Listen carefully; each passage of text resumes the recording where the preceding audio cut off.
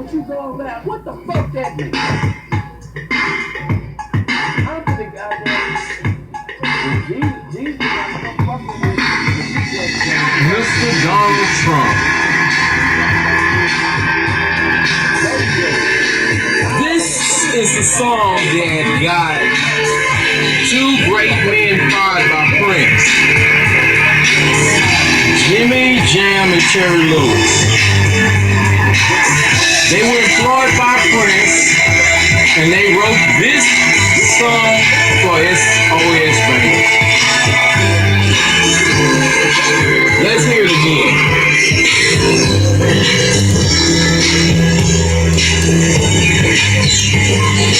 stupid. And I'm angry that Terry Lewis said that they had been hired a lot of work that they had been doing from Prince. But when you heard this one, Prince fired them both. Does not this song sound like Jesus Christ is returning back to the earth? And we all were acting a fool.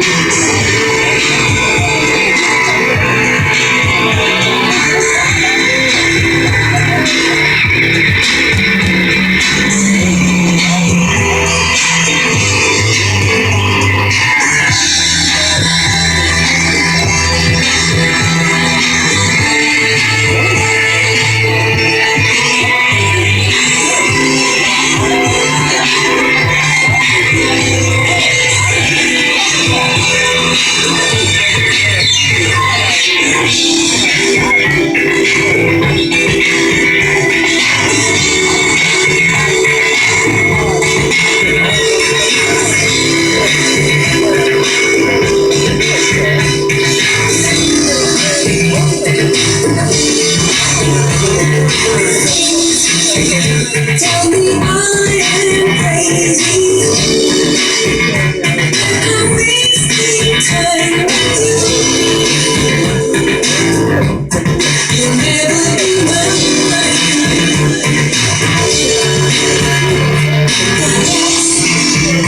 Not the way I feel. 'Cause I feel you're ready. Whenever you're ready.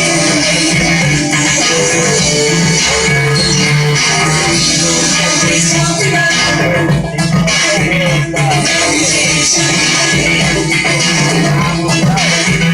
I don't care about your other girls. Just be good to me.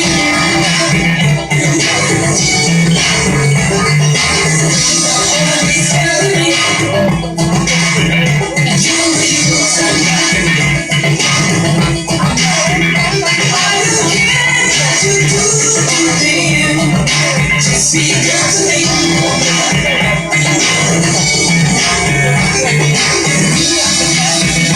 They have really got I know you know. You are the one.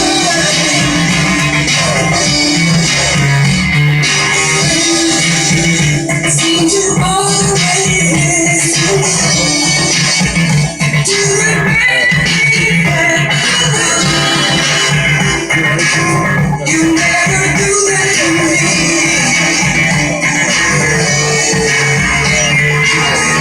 Always talk about reputation. I don't care about your other girl. Just be good to me.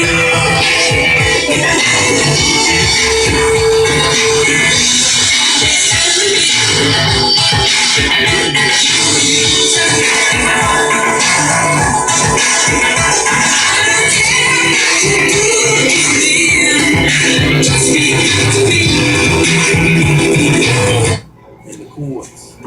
They Okay, the purpose for me addressing you, Mr. Donald Trump, as did they were at former United States advantage over me. Representative David Duke, who is believed to be a former Ku Klux Klansman. I'm not sure whether or not you have seen the video that he recorded and addressed it to you, giving you advice or admonishment about the Jews hating you. I've done that. I think I've done it. My purpose for making this video is to show that I use profanity. the state of Texas and the United States federal government are But desperately today, in today's conspiring, I should say, conspiring to do harm to me. such languages, I can see it now. I called this attorney, F.M. Northcutt, and she has no recollection of what's going on. She has no knowledge of it, and I believe her. Everything that they're doing now is to deceive you. So now I'm going to explain to you so that they not either cause me to come up kidnapped, murdered, or killed, or put back in prison. So I cannot explain to you what they do not want you to know. I have the docket sheets and the minutes of a woman that they, state of Texas, had put to death by the name of Carla Faye Tucker. In Carla Faye Tucker's situation, I won't say case, she was put to death through an order. I feel it's necessary. If I can find it, I want it to be more organized than I am. But there are some things going on that I just don't have time to do everything that I would like to do as I would like to have done it. But I have her records here as well. Oh, here we are, placed it here on top of the printer. So,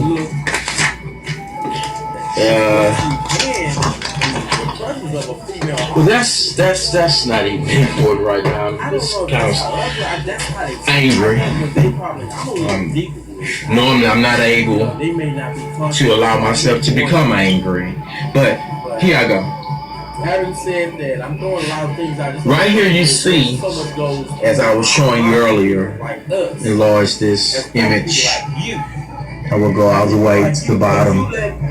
So I guess if they murder me, kill me, put me in prison where I cannot speak to you, then they can show you that, hey, he stated that there was no judgment, that he was never convicted. See, look, here's a judgment right here. See? Not knowing that they wanted See, here's a judgment. him to get out and rape. Ronald Dwayne, what does that say they would say? 617-718, 174th District Court. Judge presiding, C.B. Milburn, June 4th. Burglary of a building with intent to commit theft, and he pled not guilty. The jury verdict was guilty. That's the foreman of the jury. He pled true to the enhanced paragraph. A punishment was assessed by the court. It doesn't say what the punishment was assessed. Okay, but the punishment and 35 years TDC, whatever that is. He gets 170. He got 179 days credit. Sentenced to commence on June 5th, and the judge signed the judgment. And Whitfield, Ronald Wayne Whitfield, has been telling the world and everybody that there was no judgment and all this crap, and he was never convicted. Here's the judgment right here. See? This is what we call deception, misleading, conspiracy, fraud, and anything else in the neighborhood. Okay. Let me show you how the game goes. This is page 2 of 18. This is page 2 of 18. This is a federal lawsuit that I brought suing Texas in federal court. The cause number was H. Well, it was the one. What was the cause number? I can't think. H94 CV2767. It's on here, but I want to quickly get to where I'm going with this.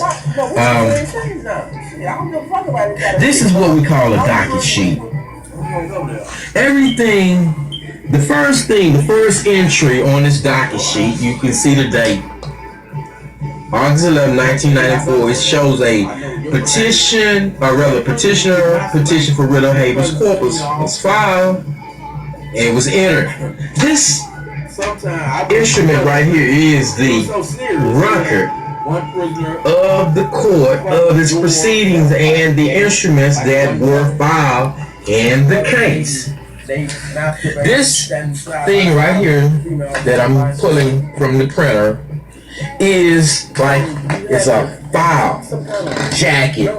It's a file jacket. I will open it up. You see these things here? This is what we were doing in federal court, like when they came to the prison system, the district clerks. They punch holes in these things and they start at the bottom and they place them on top. And as you can see, it could like 2 to 1. Instrument number 2 that was filed that relates to 1. And anyway, just these people so corrupt as they get away with too much. This is docket number 2. Docket number 3. Docket entry 4, 5, 6, 7, 8, 9. Everything that's in this box, when the federal court for the 5th Circuit, United States Court of Appeals for the 5th Circuit ordered the clerk of that court to transmit the record to Texas prison warden for me to file what they call a certificate of appealability. It comes in a box. Everything that's in this box, all the papers inside this box is recorded on this docket sheet.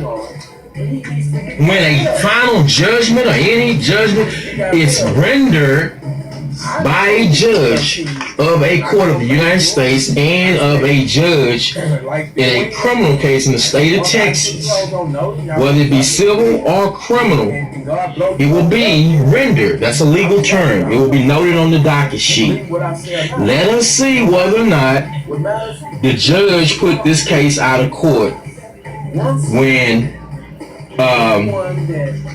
she ruled in favor of the state of Texas against me. We're looking on this docket sheet for judgment. We're looking for judgment. Here we go, right here. It is dated. This is the entry. Where's my finger? 11/24/97. Docket entry number 69. Memorandum order entered granting respondent's motion for summary judgment.